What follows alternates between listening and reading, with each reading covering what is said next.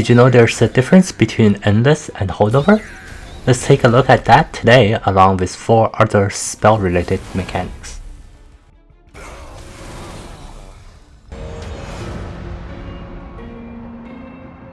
Welcome back to another Did You Know video. I'm Bob aka Nightingale, and let's dive straight into a set of 5 less known tips about spells.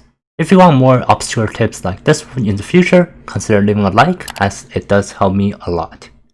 Number 1. Did you know that the consume removal upgrade from the shop actually means that the card simply cannot have consume on it? In this daily challenge, I happened upon this interaction.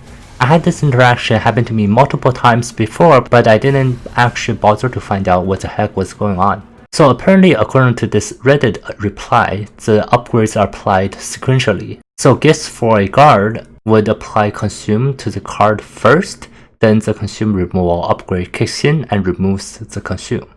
As you can see in this daily, I was able to get a 50k score by using this infinite combo with a gifts for a guard and a consumed removed excavated ember. Of course, I had an incant unit to take advantage of all the spell casting. So if you don't have an incant unit, you don't have to use this combo with the excavated ember. Other spell cards with their consume removal upgrade works the same way. However, one interaction that doesn't work is when facing the consume seraph. This consume is applied after the consume removal, so you can actually consume that card. Too bad you can't cheat the system, eh? Number 2.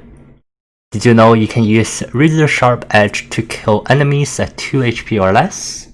This should be a more common knowledge that is used frequently in the higher Covenant ranks.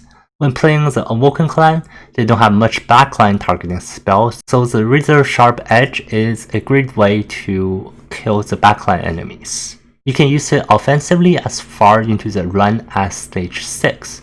The backline enemies only have 2 HP or less by then. This card is even better than normal backline targeting spells because it can go through armor. So for those trials that have armor, you can use this to go through those armor. Maybe think of it as a weaker version of Hornbreak? The one question that you should always ask yourself is that, do I want to use the Razorsharp Edge on the enemy or my own units? After the buff in the Wild Mutations patch, this card now gives plus 10 attack. This much attack is maybe more helpful for you to put on your own units to kill heavy enemies instead. Maybe there are better ways to deal with the backline enemies that have lower health.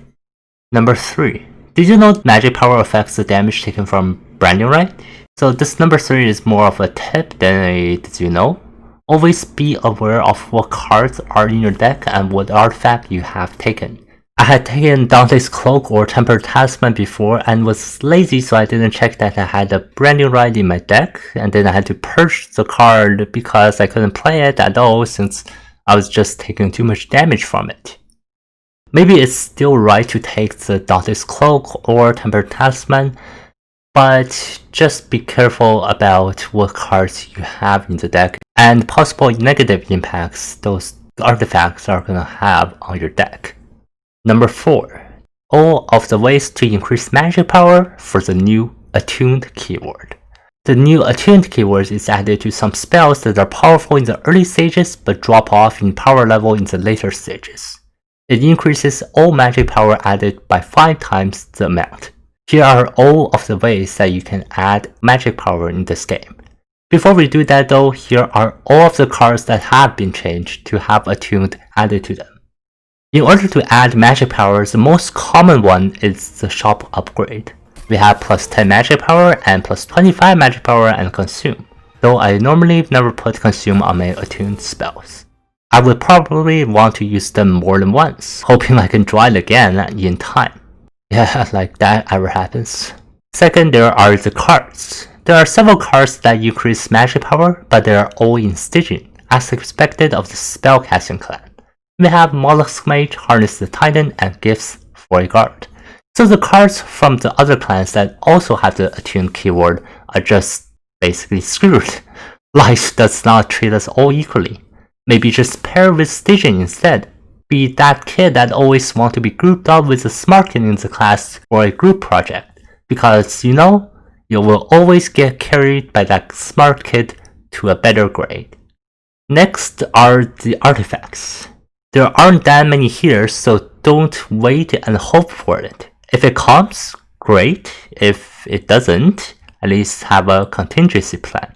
So we have Tempered Talisman, a Forgotten Name, Dante's Cloak, and Frozen Nostalgia. These are the normal artifacts, and these are artifacts you can only get in cavern events. Personally, I like the Dante's Cloak the most because it gives you the most damage, but I also do know that it's somewhat of a rare event to even get Dante. Finally, there is this one cavern event that also gives you magic power. However, this one has Purge, so it's pretty much useless. Number 5. Did you know that there is a difference between the mechanics of Holdover and Endless? When I first started, I thought that these two operated the same. The card, doesn't matter unit or spell, will always be put on the top of the deck. However, only Endless does that. Let's take a look at this clip. I have the important work card to gain 2 Ember and 1 draw. When I used it on the Endless Transcendent, I proceeded to draw it again since when it died, it was put on the top of my deck and then I draw it. This is expected. However, let's take a look at Holdover. In this game, I had a Holdover Harness the Titan to cast.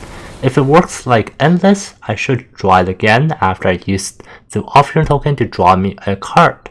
However, I don't, and instead draw a Subsuming Blade. So that's how I know that Holdover and Endless work differently. I think Holdover cards go into the discard pile and then it's put on top of your deck before you draw your cards at the beginning of the next turn. If you enjoyed those tips about spells, here are a few more tips about units that you may also find helpful. So click on it and I'll see you over there.